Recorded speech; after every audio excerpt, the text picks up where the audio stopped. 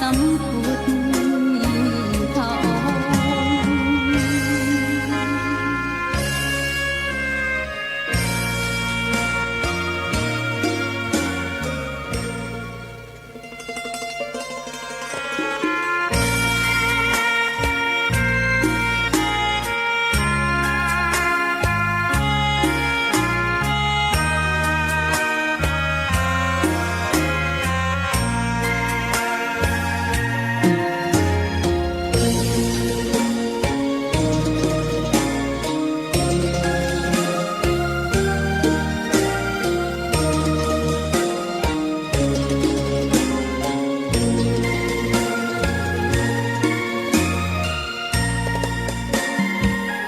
ดอกบัวดอกหนึ่งพึงใจ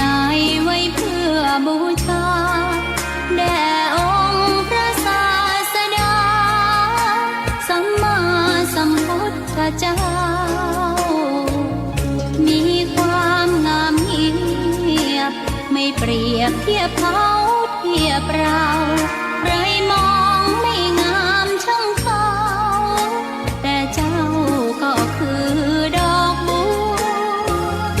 ด้วยความสัตย์ซื่อยึดถือความดีเป็นหลักใครรักไม่รักก็ไม่จมปลักมองมัวเมื่อโผล่พ้นน้ำก็เห็นความงามในตัวไม่ยึดติดในตมชั่วขอเป็นดอกบัวดอกดีใครไม่มองว่าบัวงามเด่นแต่บัวก็เป็นดอกบัวทุกวันอย่างนี้ไม่อยากเด่นดังแต่มุ่งหวังในทางเด่นดีเกิดมาเพื่อสร้างบารมีถวายชีพนี้บูชาดอกบัวดอกน้อยเฝ้าคอยคนที่ใจบุญมาโอบเอื้อเกื้อกูลรู้ค่าของบุญเก็บบัวขึ้นมาเพื่อสร้างความดีและเสริมบารมีดังว่าใช้ดอกบัวนี้บูชาพระสัมมาสัมพุทธพระองค์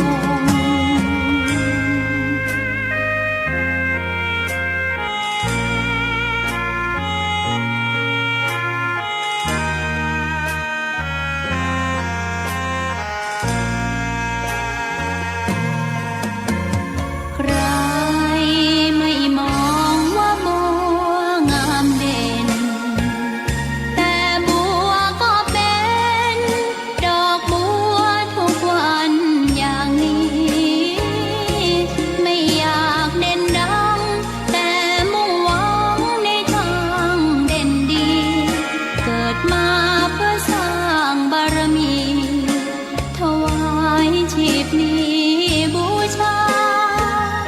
ดอกบัวดอกน้อยเฝ้าคอยคนที่ใจบุญมาโอ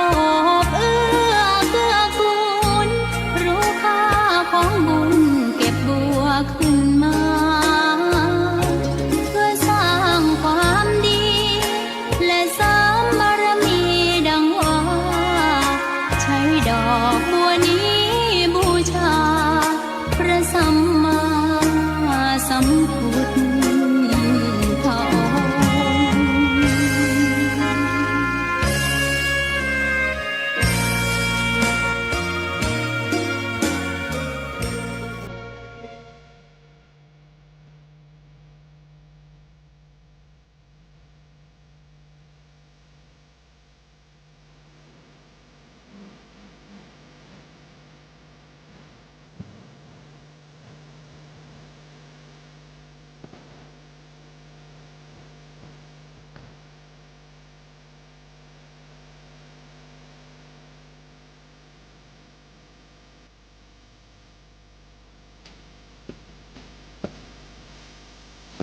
ขอนอบน้อมต่อพระรัตนตรัยแก้วเจ้าสามประการน้อมเอาคุณพระพุทธเจ้าคุณพระธรรมเจ้าคุณพระสังฆเจ้าคุณพระอรหันตเจ้าอริยสงฆ์เจ้าจุตนจุองค์ได้เมตตาแผ่ปารมีมาเป็นนวโลกุตรธรรมปกเกล้าเกศาปกห่มรักษาครูบาอาจารย์พระมหาเถระพระเถรานุเถระเพื่อนสหธรรมิกสหพรหมจารีทุกรูปทุกองค์ปกห่มรักษาศรัทธาสาธุชนคนดีเท่าแก่อีป่ออีแม่ทั้งหลายทุกท่านทุกคนที่ติดตามรับฟังรายการสารธรรมยามค่ำตั้งสถานีวิทยุเพื่อการศึกษาวิทยาลัยสงฆ์นครลำปางและสถานีวิทยุในเครือข่ายของคลื่นสีขาวเพื่อชาวประชาซึ่งออกอากาศจากวัดปากตังเจริญอำเภอดอยหล่อจังหวัดเชียงใหม่ส่งไปยังสถานีวิทยุในเครือข่ายหลายๆสถานีในช่วงเวลานี้โดยเมตตาบารมีของครูอาจารย์ท่านพระครูอภิวัฒนวิกรมได้เมตตามอบเวลานี้กับคณะสงฆ์เผยแผ่พระพุทธศาสนาจังหวัดลำปางทุกวันพุธเวลา 18 ถึง 20 นาฬิกาวันนี้ตามวันเวลาแล้วจะต้องเป็นท่านอาจารย์พระครูสิริธรรมบัณฑิตจัดรายการแต่ว่าวันนี้ตั้งวิทยาลัยสงฆ์นครลำปางมีการเตรียมงานเทศมหาชาติตั้งธรรมหลวงเทศมหาชาติประจำปีซึ่งจะมีขึ้นในวันพรุ่งนี้วันนี้ก็เตรียมเกียมดาสถานที่ความพร้อมความเรียบร้อยต่างๆท่านอาจารย์พระครูสิริธรรมบัณฑิตในฐานะเป็นรองฝ่ายบริหารรองวิชาการรับผิดชอบดูแลงานด้านนี้ก็ได้ทำหน้าที่ตรวจตาเป็นกำลังใจให้ทีมงานที่เตรียมสถานที่อยู่เนาะศรัทธาญาติโยมอาตมาภาพได้รับแจ้งจากฝ่ายประสานงานของวิทยาลัยสงฆ์นครลำปางว่าวันนี้จะต้องเข้ารายการแทนก็ได้ประสานไปยังฝ่ายต่างๆนะเพื่อรับสัญญาณลิงก์จากสถานีวิทยุหรือว่าฟอร์ดสถานีที่อาตมาจัดรายการอยู่ตะกี้ที่จบลงไปท่านอาจารย์เสน่ห์กาหลงเราก็ได้รับผิดชอบดูแลตั้งแต่ 18 นาฬิกาถึง 19 นาฬิกาก็เดียวท่านอาจารย์เสน่ห์ก็จะเข้าอีกรอบหนึ่ง20 นาฬิกาถึง 21 นาฬิกาซะแล้วตั้งคลื่นสีขาวเพื่อชาวประชาแล้วอาตมาภาพก็จะเข้าในช่วง21ถึง 22 นาฬิกาเพราะว่าในช่วงเวลานั้นผู้รับผิดชอบดูแลรายการจัดรายการคือท่านผอ.ท่านอาจารย์พระมหานพดลสุวรรณเมธีก็เหมือนกับท่านรองวิชาการเนาะต้องดูแลการเตรียมงานตั้งธรรมหลวงเทศมหาชาติที่จะจัดขึ้นในวันพรุ่งนี้บริเวณลานพิธีหน้าศาลหลักเมืองจังหวัดลำปางแล้วอีกอย่างหนึ่งวันนี้ก็ทราบว่าท่านอาจารย์ปวดเมื่อยตัว อ่อนเพลียนักวันนี้นะก็ว่ากันไปเนาะดูแลช่วยเหลือพอกอยกันในยามที่ครูบาอาจารย์บ่พร้อมอาตมาภาพในฐานะที่เป็นหน่วยหนึ่งเนาะของทีมงานพระสงฆ์เผยแผ่พระพุทธศาสนาจังหวัดลำปางก็เข้ามาทดแทนเข้ามาปฏิบัติหน้าที่แทนครูบาอาจารย์ปุ๊บปะกันแล้วนะก็ปกติทุกครั้งที่อาตมาภาพจัดรายการในช่วงเวลานี้ก็จะปาศรัทธาอีป่ออีแม่ทั้งหลายไหว้พระสวดมนต์ทำวัดเย็นวันนี้นะก็จะได้ปาศรัทธาญาติโยมไหว้พระทำวัดสวดมนต์เย็นเสียก่อนจะได้สนทนาอุจาสารธรรมกันต่อไปเนาะศรัทธาญาติโยมพร้อมแล้วก็กราบพระพร้อมกันเน้ออีป่ออีแม่ทั้งหลายกราบหนึ่งพุทโธเมนาโธ กราบสองธัมโมเมนาโทกราบสามสังโฆเมนาโท อิมินาสการเรนะพุทธังอภิปูชยามิอิมินาสการเรนะธัมมังอภิปูชยามิอิมินาสการเรนะสังฆังอภิปูชยามิอะระหังสัมมาสัมพุทโธภคะวาพุทธังภคะวันตังอภิวาเทมิกราบสวากขาโตภคะวะตาธัมโมธัมมังนะมัสสามิกราบสุปฏิปันโนภะคะวะโตสาวกสังโฆสังฆังนะมามิกราบนะโมตัสสะภะคะวะโตอะระหะโตสัมมาสัมพุทธัสสะนะโมตัสสะภะคะวะโตอะระหะโตสัมมาสัมพุทธัสสะพุทธังสรณังคัจฉามิธัมมังสรณังคัจฉามิสังฆังสรณังคัจฉามิตุติยัมปิพุทธังสรณังคัจฉามิตุติยัมปิธัมมังสรณังคัจฉามิตุติยัมปิสังฆังสรณังคัจฉามิตติยัมปิพุทธังสรณังคัจฉามิตติยัมปิธัมมังสรณังคัจฉามิตติยัมปิสังฆังสรณังคัจฉามิอิติปิโสภะคะวะอะระหังสัมมาสัมพุทโธวิชชาจารณะสัมปันโน สุขโตโลกวิทูอนุตตโรปุริสธรรมสารถิสัทธา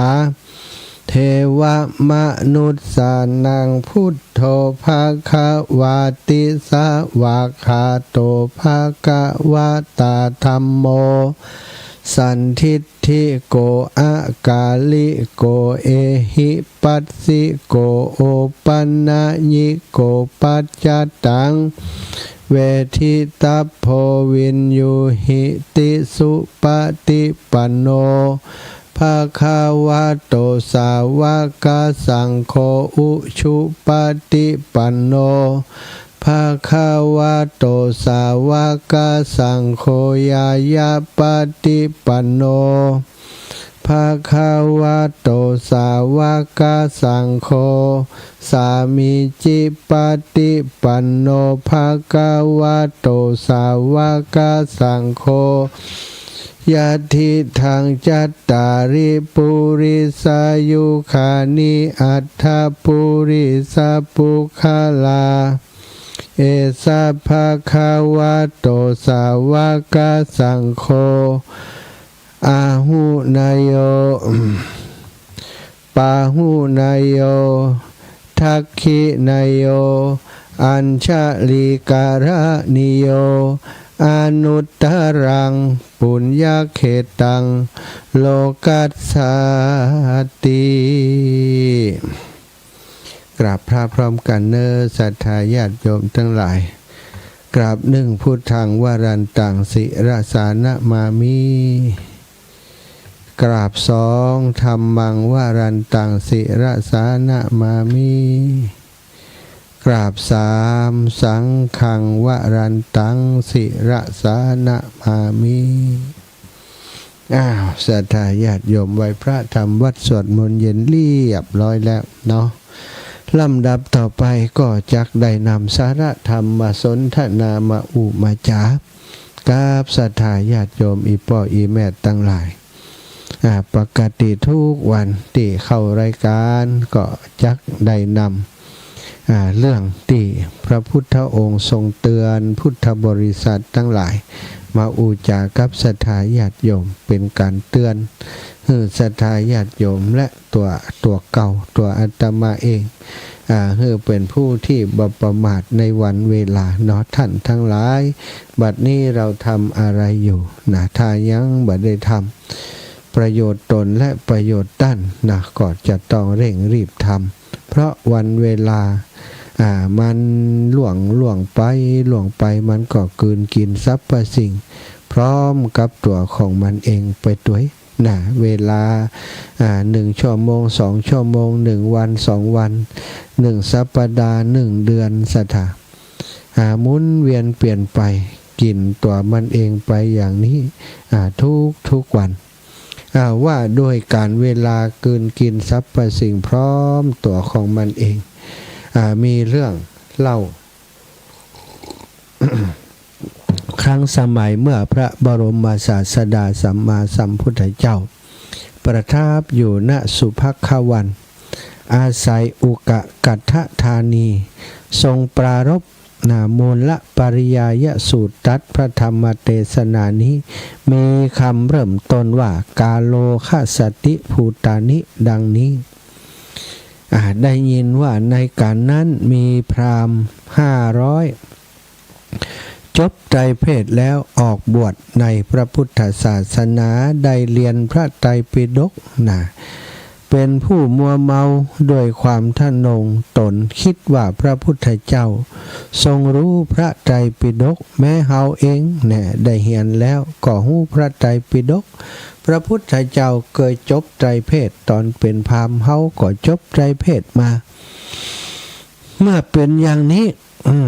เฮากับพระสัมมาสัมพุทธเจ้าจะต่างกันอย่างใดนี่ทะนงตน บวชในพระพุทธศาสนาได้เรียนพระไตรปิฎกแล้วก็ทะนงตัวเข้าใจผิดคิดว่าตัวเองฮู้พระไตรปิฎกพระพุทธเจ้าฮู้พระไตรปิฎกก็ฮู้อย่างเดียวกันนี่นะจึงบ่เข้าไปเฝ้าพระพุทธเจ้าตั้งตนเป็นปฏิปักษ์เหมือนกับพระเทวทัตสถาอยู่มาวันหนึ่งพระพุทธเจ้าพระบรมศาสดาเมื่อภิกษุเหล่านั้นประชุมกันในสำนักของพระองค์ตัดมูลละปริยายสูตรประดำสูตรประดับด้วยภูมิภูมิ8ภิกษุเหล่านั้นกำหนดอย่างบ่ได้จึงมีความคิดว่าพวกเขาท่านงตนว่าไม่มีภัยฉลาดเท่ากับพวกเราแต่บัดนี้หมู่เฮาบ่ฮู้อย่างเลยชื่อว่าฉลาดเช่นกับพระพุทธเจ้าย่อมบ่มีชื่อว่าพระพุทธเจ้าน่าอัศจรรย์ตั้งแต่นั้นมาภิกษุเหล่านั้นก็หมดความทะนงตนสิ้นความหลงพิษดังงูพิษที่ถูกถอนเขี้ยวแล้วฉะนั้นพระบรมศาสดาประทับอยู่ณอุกัฏฐธานีตามความสบายใจแล้วก็เสด็จไปกรุงวิเวสาลีได้ตรัสโคตมกะสูตรที่โคตมกะเจดีย์ทั้ง10,000โลกธาตุวันไหวแล้วภิกษุเหล่านั้นฟังโคตมกะสูตรนั้นแล้วได้บรรลุเป็นพระอรหันต์เมื่อจบมูลละปริยายสูตรพระพุทธเจ้าพระบรมศาสดาก็ยังคงประทับอยู่ณอุกัฏฐธานีนั่นเองภิกษุทั้งหลายประชุมสนทนาอูจากันในโรงธรรมว่าโอ้อาวุโสทั้งหลายน่าอัศจรรย์แต่หนอพุทธานุภาพพระผู้มีพระภาคเจ้าทรงทำให้ภิกษุเหล่านั้นที่เป็นพราหมณ์ออกบวชมัวเมาโดยความทะนงตนอย่างนั้นหมดความทะนงตนโดยมูลละปริยายเทศนาพระศาสดาเสด็จมา บเขาก็ถามว่าภิกษุทั้งหลายบัดเดี๋ยวนี้พวกเธอนั่งสนทนากันด้วยเรื่องไอ้หยังกันฮึ เมื่อภิกษุเหล่านั้นกราบทูลให้ทรงทราบแล้วพระองค์จึงตรัสว่าดูก่อนภิกษุทั้งหลายบัดใจแต่ในบัดนี้เท่านั้นแม้เมื่อก่อนเฮาก็ได้ทำภิกษุเหล่านั้นผู้มีหัวรุนแรงหัวดื้อมีความทะนงตัวน่ะอวดดีอวดเก่งน่ะคือหมดความทะนงตัวแล้วพระองค์ก็ทรงนำเรื่องในอดีตมาตรัสเล่าให้ฟังว่าในอดีตการเมื่อพระเจ้าพมทัตเสวยราชสมบัติอยู่ในกรุงพาราณสีพระโพธิสัตว์เจ้าบังเกิดในตระกูลพราหมณ์เมื่อเจริญวัยก็ได้สำเร็จไตรเพศเป็นอาจารย์ทิสาปาโมกข์สอนมนต์แก่มนุษย์500 คนมนุษย์ทั้ง500 คนนั้นเมื่อเรียนจบศิลปะผ่านการซักซ้อมสอบทานแล้วในศิลปะทั้งหลายเกิดความกระด้างด้วยความทะนงตนว่าพวกเรารู้เท่าใดแม้อาจารย์ก็รู้เท่านั้นเหมือนกันนะบ่มีความพิเศษกว่ากันจึงบ่ไปสำนักของอาจารย์บ่ไปทำวัดปฏิบัติที่ลูกศิษย์ควรทำแก่อาจารย์ครั้นต่อมาวันหนึ่งเมื่ออาจารย์นั่งอยู่โคนต้นพุทราต้นบัดตัน บัดตันน้อยกับตันใหญ่นี่พวกมนุษย์เหล่านั้นประสงค์จะดูหมิ่นอาจารย์จึงเอาเล็บมือเคาะต้นพุทราแล้วก็พูดว่าต้นไม้นี้บ่มีแก่นพระโพธิสัตว์ก็รู้ว่าดูหมิ่นลูกศิษย์ทั้งหลายเหล่านั้นดูหมิ่นท่านจึงกล่าวกับอันเตวาสิกว่าเฮาจักถามปัญหาพวกท่านข้อหนึ่งมนุษย์เหล่านั้นต่างดีอกดีใจกล่าวว่าจงถามมาเถิดผมจักแก้ให้ได้แน่อาจารย์เมื่อจะถามปัญหาได้กล่าวคาถาแรกว่าการย่อมกินสัตว์ทั้งปวงทั้งกับทั้งตัวเองด้วยก็ผู้ใดกินการผู้นั้นเผาตัณหาที่เผาสัตว์ได้แล้วนะในบทที่ว่ากาโลก็ได้แก่เวลาเป็นต้นเช่นเวลาก่อนอาหารหลังอาหารเนี่ยเวลาบทว่าภูตานิอันนี้เป็นชื่อของสัตว์การมิได้ถอนหนังและเนื้อเป็นต้นของสัตว์ไปกินเป็นแต่ยังอายุวันนะและภละของสัตว์เหล่านั้นหือสิ้นไปย่ำยีวัยหนุ่มสาวทำความบ่มีโรคคือพินาศทำให้กลายเป็นคนมีโรคเรียกว่ากินสัตว์คือเคี้ยวกินสัตว์ก็การติกินสัตว์อยู่อย่างนี้บ่เว้นใครบ่เว้นไผ่ย่อมกินมดทั้งนั้นอันหนึ่งบ่ได้กินแต่สัตว์ทั้งหลายเท่านั้นย่อมกินแม้กระทั่งตัวเองด้วยการก่อนอาหารย่อมมาเหลืออยู่ในเวลาหลังอาหารในเรื่องเวลาหลังอาหารเป็นต้นก็ในเดียวกันที่ว่าสัตว์ผู้กินการนั้นหมายถึงพระขีณาสพจริงอยู่พระขีณาสพนั้นเรียกว่าผู้กินการเพราะยังการปฏิสนธิต่อไปฮือสิ้นด้วยอริยมรรคบทว่าสะภูตะปัจจนิงปจิความว่าพระขีณาสพนั้นเผาคือทำให้ไหม้ด้วยเท่าซึ่งตัณหาที่เผาสัตว์ในอบายด้วยไฟคือยานพวกมนุษย์เหล่านั้นฟังปัญหานี้แล้วบ่มีผู้สามารถรู้ได้แม้แต่คนเดียวลำดับนั้นพระโพธิสัตว์จึงกล่าวกับมนุษย์เหล่านั้นว่าพวกท่านอย่าได้เข้าใจว่าปัญหานี้มีอยู่ในไตรเพศพวกท่านสำคัญว่าอาจารย์รู้สิ่งใดเฮาก็รู้สิ่งนั้นทั้งหมดจึงได้เปรียบเฮาเช่นกับต้นพุทราพวกท่านมิบ่ได้ฮู้ว่าเฮารู้สิ่งที่พวกท่านยังบ่ฮู้อีกมากจงไปเถิดเราให้เวลา7 วันจงช่วยกันคิดปัญหานี้ตามการกำหนด มานพเหล่านั้นไหวพระโพธิสัตว์แล้วก็ยาวกลับไปยังที่อยู่ของตนแล้วก็คิดกันตลอด7 วันก็บ่ได้เห็นที่สุดบ่ได้เห็นเงื่อนงำแห่งปัญหาขั้นวันที่7จึงพากันมาหาอาจารย์ไหวแล้วก็นั่งลงเมื่ออาจารย์ถามว่าพวกท่านมีหน้าตาเบิกบานหู้ปัญหานี้หรือกล่าวว่ายังบ่ฮู้พระโพธิสัตว์เมื่อจะตำหนิมานพเหล่านั้นอีกจึงกล่าวคาถาที่2ว่าศีรษะของนรชนปรากฏว่ามีมากมีผมดำยาวปกคลุมถึงคอบรรดาคนทั้งหลายนี้จะหาคนมีปัญญาสักคนก็บ่ได้ความของคาถานั้นว่าศีรษะคนปรากฏมีมากหลายศีรษะเหล่านั้นมีผมดกดำปะถึงคอเอามือจับดูบ่เหมือนผลตานบุคคลเหล่านั้นไม่มีข้อแตกต่างกันโดยธรรมเหล่านี้เลยบทที่ว่ากันนะวาก็คือผู้มีปัญญาที่ช่องหูจะไม่มีแก่ใครๆก็หาไม่ได้พระโพธิสัตว์ติเตียนพวกมานพเหล่านั้นว่าพวกท่านเป็นคนโง่มีแต่ช่องหูเท่านั้นบ่มีปัญญาฉะนี้แล้วจึงแก้ปัญหามานพเหล่านั้นฟังแล้วกล่าวว่าธรรมดาอาจารย์เป็นผู้ยิ่งใหญ่อย่างน่าอัศจรรย์แล้วก็ได้ขอขมาแล้วก็ต่างก็หมดความทะนงตนปนนิบัติพระโพธิสัตว์ตามเดิมพระบรมศาสดานำพระธรรมเทศนานี้มาแสดงแล้วก็ทรงประชุมชาดกให้จบลงมานพทั้ง500 ครั้งในครั้งนั้นก็ได้มาเป็นภิกษุเหล่านี้ส่วนอาจารย์ก็คือ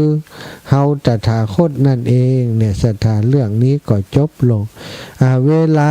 ย่อมกลืนกินทรัพย์ประสิ่งอีป่ออีแม่ตั้งหลายวันเวลาล่วงไปบ่ได้ล่วงไปแค่ตัวมันเองมันนำสิ่งต่างๆล่วงไปโดยนำวัยของเฮานำอายุของเฮาจากอายุ1 ปีเป็น2 ปีจาก1 วันเป็น2 วัน3 วันล่วงไปจนหลายคนตอนนี้ล่วงมาถึง90 ปลายบางพ่องก็100 ปลายแต่100 ปลายนี่คงฟังรายการบ่ได้แล้วเนาะ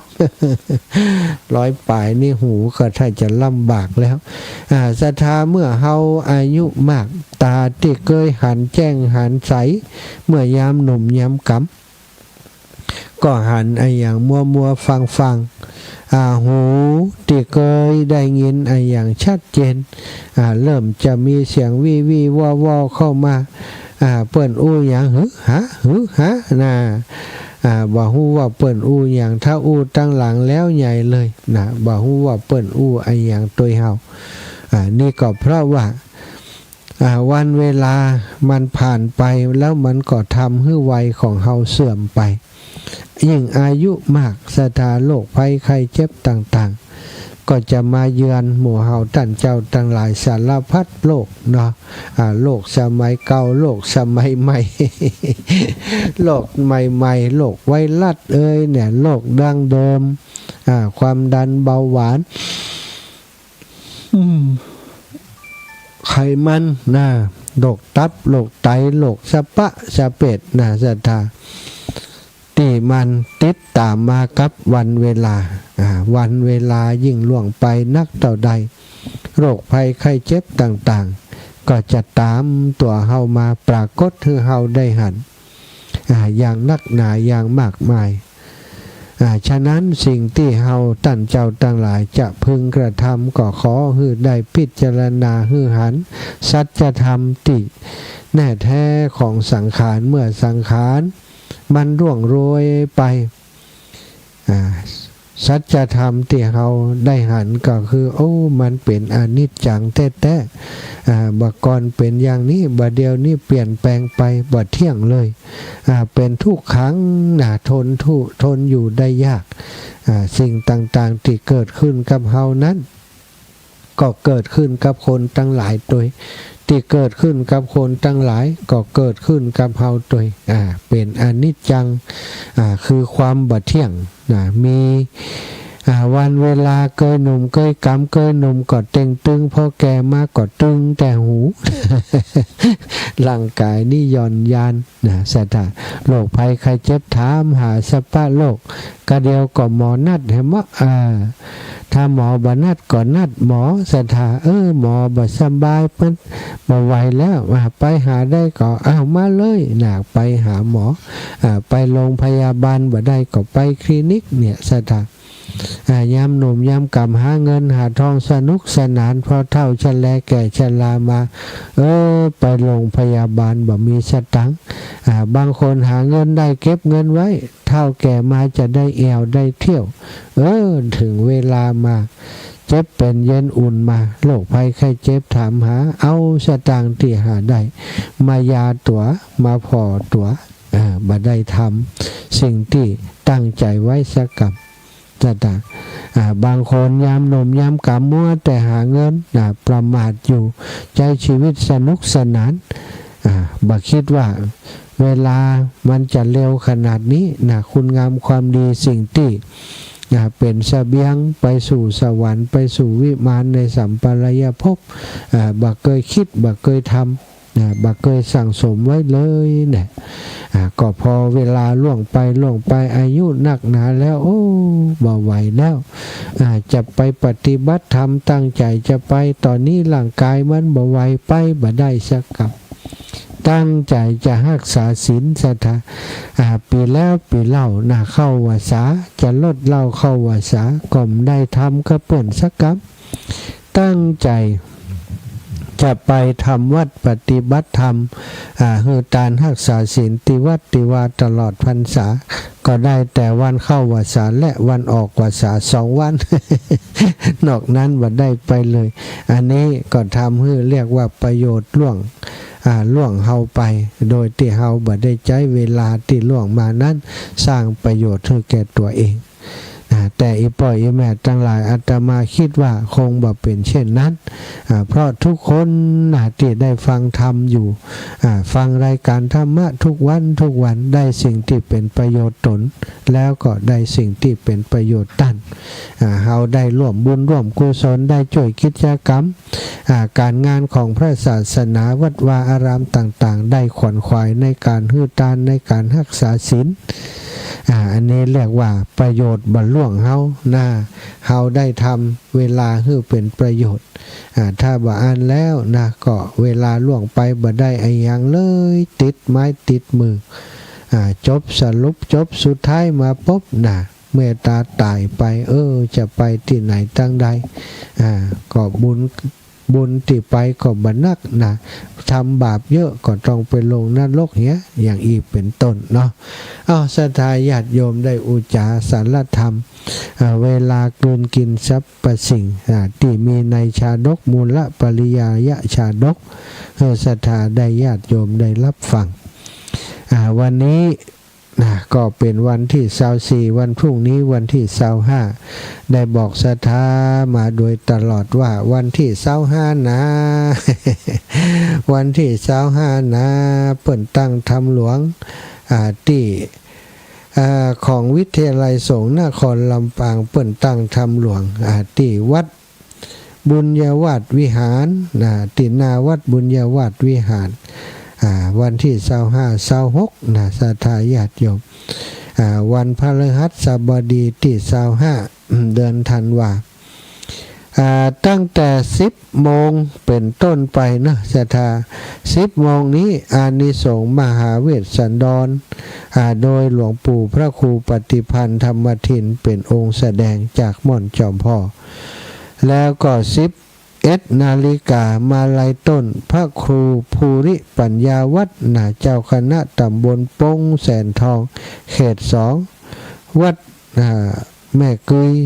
ตำบลปงแสนทองอำเภอเมืองจังหวัดลำปางจะเป็นองค์แสดงแล้วก็เวลา12 นาฬิกา30 นาทีมาลัยป่ายศรัทธามาลัยป่ายนี้พระครูวรเวท อินทพิทักษ์เจ้าคณะตำบลพระบาทเขต3จะเป็นองค์แสดงนะวัดศรีเกิดนะตำบลหัวเวียงเป็นองค์แสดงแล้วก็คาถาพันนะคาถาปันนะเวลา 13 นาฬิกาคาถาปันพระครูชลทานพิทักษ์วัดแม่ห้องไคร้อันนี้ขอสลับเปลี่ยนเป็นพระครูสังฆลักษณ์รัฐอัตนะวัดหาริการามองค์เตศองค์ที่เปิ่นจัดรายการของคลื่นสีขาวมรดกธรรมกำเมืองได้เป็นองค์แสดงท่านพระครูชลทานติดงานสถานวันที่เวลา 14 นาฬิกาเริ่มกันที่1ทศพร19คาถาคนเกิดปีชวดเป็นเจ้าภาพโดยกันเริ่มกันแรกโดยท่านพระครูพิสารสุตาพรเจ้าวัดวัดปงหอสารศิษย์เก่าพุทธศาสตร์บัณฑิตรุ่นที่55ได้เป็นองค์แสดง15 นาฬิกาหิมปานปีฉลูพระอธิการดำรงศักดิ์อัคคปัญโยเจ้าอาวาสวัดป่าดัวเป็นองค์แสดง16 นาฬิกาทานกันที่3คานกันปีขานพระธีรพลธีรายโนพระนิสิตหลักสูตรพุทธศาสตร์บัณฑิตสาขาวิชาพระพุทธศาสนาชั้นปี4เลขานุการเจ้าอาวาสวัดแม่เกยเป็นองค์แสดง17 นาฬิกาวันณประเวทปีเถาะพระณัฐพงศ์พรหมสโรศิษย์เก่าพุทธศาสตร์บัณฑิตวัดบ้านไร่ศิลาทองเป็นองค์แสดงนี่ได้กี่ผูกนะวันที่25 1 2 3 4 5 6 7 8ผูก8ผูกเริ่มตั้งแต่10 นาฬิกาเป็นต้นไปวันที่26เริ่มตั้งแต่8 นาฬิกาเป็นต้นไป8 นาฬิกากันที่5ชูชกพระมหานฤดลมหาปัญโยเป็นองค์แสดงแล้ว9 นาฬิกาจุลพล10 นาฬิกามหาพล11 นาฬิกากุมาร12 นาฬิกามัตสี13 นาฬิกาสักบัน14 นาฬิกามหาราช15 นาฬิกาชะกษัตริย์16 นาฬิกานครกันสถาองค์แสดงก็เป็นพระสงฆ์ดังๆทั้งนั้นติดเป็นนักเทศมหาจารย์ธรรมหลวงสถาปีนี้ก็จะเป็นอีกปีหนึ่งที่คัดกรองสำทับองค์แสดงพระธรรมเทศนาคัดอย่างเก่ามาทั้งหมดสถาอาตมาภาพได้ปวารณาเพื่อจะเอาโรงทานไปร่วมงานบุญในครั้งนี้จะเอาก๋วยเตี๋ยวกาไก่ไปร่วมถึง2 วันถึง2 วันถึงวันที่25วันที่26ศรัทธาญาติโยมหลายคนหลายท่านก็ได้ร่วมบุญหอมบุญมาขอบคุณอนุโมทนาบุญเป็นอย่างสูงประกาศไปแล้วเมื่อวันก่อนบางคนมาได้ประกาศกำเตื้อไข่หาวไข่ลับอย่างล้ำกลางวันเนี่ยการมาได้พักวัดเรื่องจัดรายการลูกจะหาวติ๊กจังตัวเก่าได้ลำคาญตัวเก่าใครจะเป็นเจ้าภาพลงทานก๋วยเตี๋ยวด้วยการวันผู้ก็มาหอมกันได้ถึง2 วันตะกี้คุณโยมกนกพิชัยนาโทรมาจากเมืองฝางท่านอาจารย์ข้าเจ้าขอร่วมเป็นเจ้าภาพก๋วยเตี๋ยวตัวจิม1,000 บาท2 วันวันละ 1,000 บาทก็ได้ทุนแรงกันไปได้สนับสนุนจุนเจือช่วยเหลือกันไปวันนี้ใกล้แล้ววันที่25 26 24 25 26นี้มีงานสถามีงานที่ไกลๆเนี่ยไกลๆนี้มีการเข้าเปิดเข้าลูกขมูลลูกขมูลเข้าลูกขมูลปฏิบัติธรรมลูกขมูลที่วัดบรรจุ ใต้นะวันเสาร์ที่27นะถึงวันศุกร์ที่2มกราศรัทธาญาติโยมไผจะร่วมบุญด้วยกันจะไปเป็นเจ้าภาพด้วยกันเนอะเรียนเชิญเจริญพรไปเป็นเจ้าภาพไปฟังเทศน์ฟังธรรมทุกวันนะก็ตอนเจ้าก็ทำบุญตักบาตรนะตอนกลางคืนก็มีพระธรรมเทศนาสวดมนต์ปฏิบัติธรรมนะทุกคืนตั้งแต่27ไปจนถึงคืนวันที่1แล้วก็วันที่2นี้มีการทอดพระป่าออกกรรมเนาะศรัทธาอาตมาภาพก็จะพาศรัทธาญาติโยมไปร่วมบุญหอมบุญโดยเปิ้นในงานตั้งในงานเข้ากรรมในครั้งนี้โดยเนอะวันที่27ถึงวันที่2เนาะศรัทธาญาติโยมไผจะเป็นเจ้าภาพร่วมสร้างกำแพงโดยเปิ้นมีอยู่30ล็อกนะ30ล็อกละ3เมตรเจ้าภาพล็อกละ5,000 บาทไผก็จะได้ไล่ใจตานโอ้ใครเป็นเจ้าภาพโดยเปิ้นสักล็อกนะแจ้งความประสงค์มาก็ได้อาตมาภาพตั้งใจจะเอา1ล็อกพร้อมกับศรัทธาญาติโยมก็จะนำปัจจัยไปมอบเพื่อเปิ้นในวันที่2เนาะเจริญพรย่าจุดหลวงน้ำจะจุดใต้น่ะลูกเปิ้นจะได้ว่าปุดจุดใต้ในพิมพ์นี่หลวงจุดหลวงเปิ้นท่านเมื่อกี้น่ะเปิ้นพิมพ์นี่ว่าจุดใต้อีเฮาแม่ฮะหลวงเพิ่นไปจุดหลวงอ๋อเหรอทำไมอันพิมพ์พระป่าพิษนี่มันใส่ชื่อให้มันจุดหลวงเนี่ยว่าเขาก็ว่ามันจุดหลวงเนาะแต่พิมพ์นี่เนี่ยร่วมสร้างกำแพงวัดจุดใต้อีวะคนละวัดกะจุดหลวงจุดใต้จุดหลวงก็จุดใต้ในอันเดียวกันกะคนละวัดกะเอ้าแม่บัวขี่ถ้าโปรฟังรายการอยู่โทรมาจิกันเดี๋ยวให้แม่บัวขี่ต่อไปสาธุเจ้า2 วันเจ้าแม่สาธุวันผูกพระกันเจริญพรแฟนพันปอมมาตรการครับสวัสดีปีใหม่ครับแฟนทำแท้ครับปีแล้วก็ว่าอย่างเงี้ยเขาว่าโยมคนนั้นมันจะได้สวัสดีปีใหม่เอาก่อนเพื่อนเลยครับเป็นยังมีฝีบ้าเหี้ยคนก็ยังแคว้นหม่วนดีลูกสาธุจ้า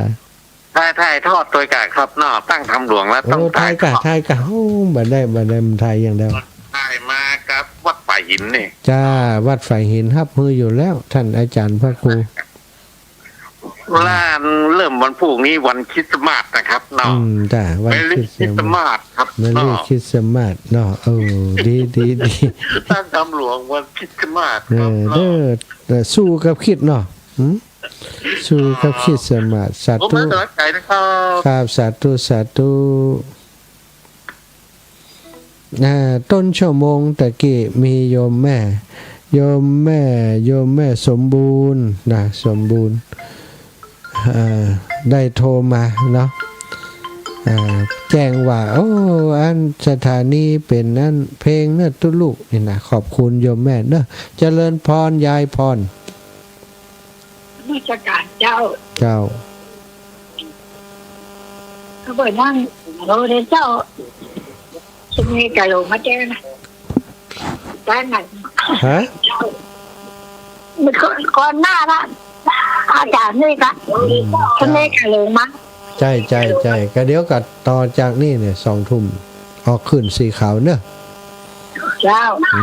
สัตตุที่จะฟังไปเจ้าสาธุ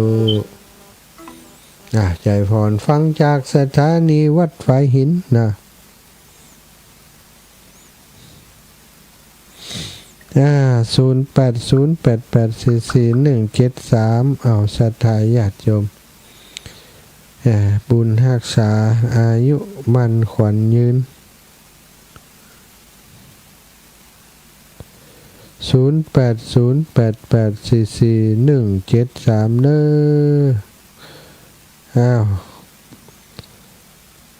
อ วันพรุ่งนี้นะตั้งธรรมหลวงที่ศาลหลักเมืองจังหวัดลำปางเจริญพร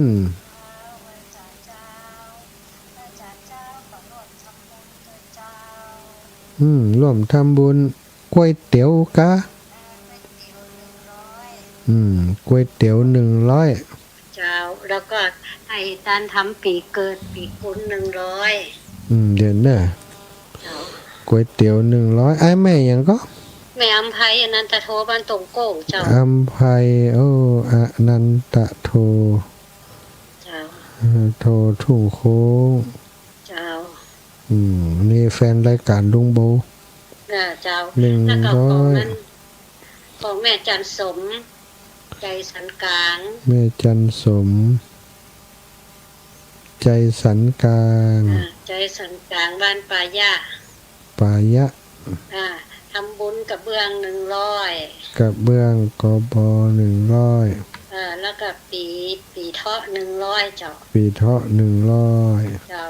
เดี๋ยววันผูกก็ไปเฮือเตียนั่นเลยเนาะสารกลางเลยเนาะเจ้าเนาะเจ้าเกรงใจคุณลุงโบเปิ่นเจ้าก็ว่าไหนขอยุดไปสักวันตึกอีเนาะเจ้าทำบุญไปฟังเทศกับเปิ่นอีเนาะดีกะเจ้าเดี๋ยวผูกป้ากันเนาะสาธุเจ้าแม่เจ้า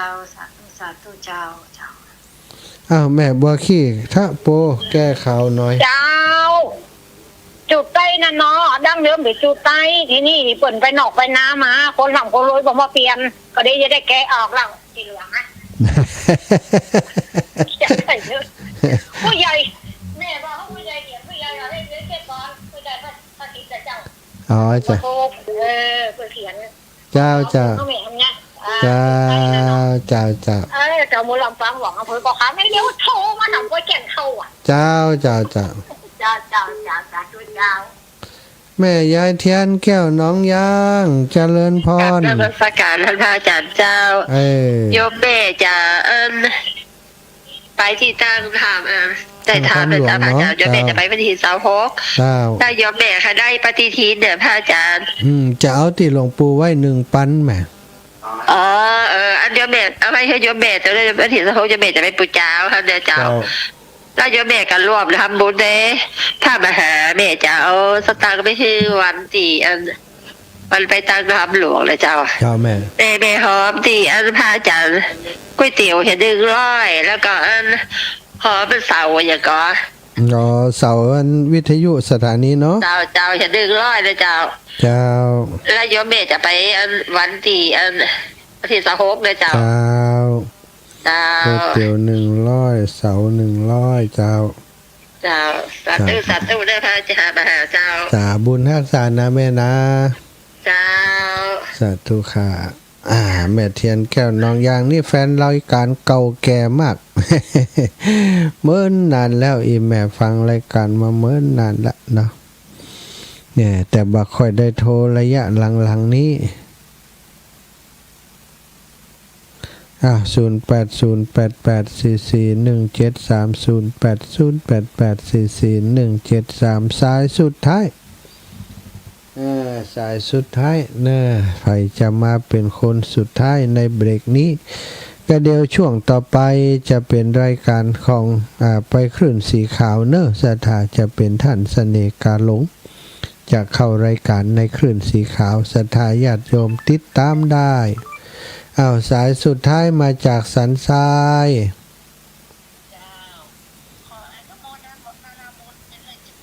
เจ้าแม่ฟังวันนี้ชัดเจนดีเนอร์ขึ้นสีขาวเจ้าขึ้นสีขาวเนาะวัดไฟหินเจ้าเป็นกำลังใจให้เจ้าสาธุเจ้าแม่สาธุ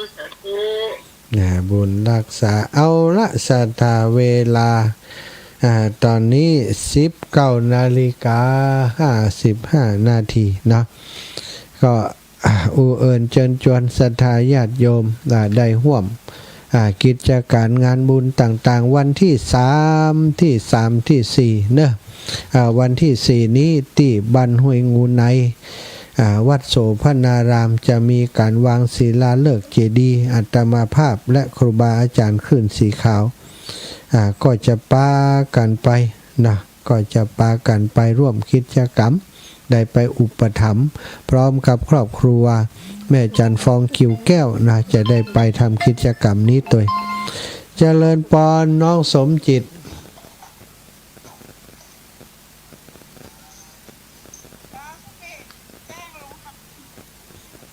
แจ้งลงทาน ของแม่ร้องจ้ะ แม่ลองกันอุบ แม่ร้องเคหารุน แม่ลองเคหะรุน ขนมเทียนแก้ว ขนมเทียนแก้ว 100 กล่อง 100 กล่องสมจิ วั ต นที่26คุณนะ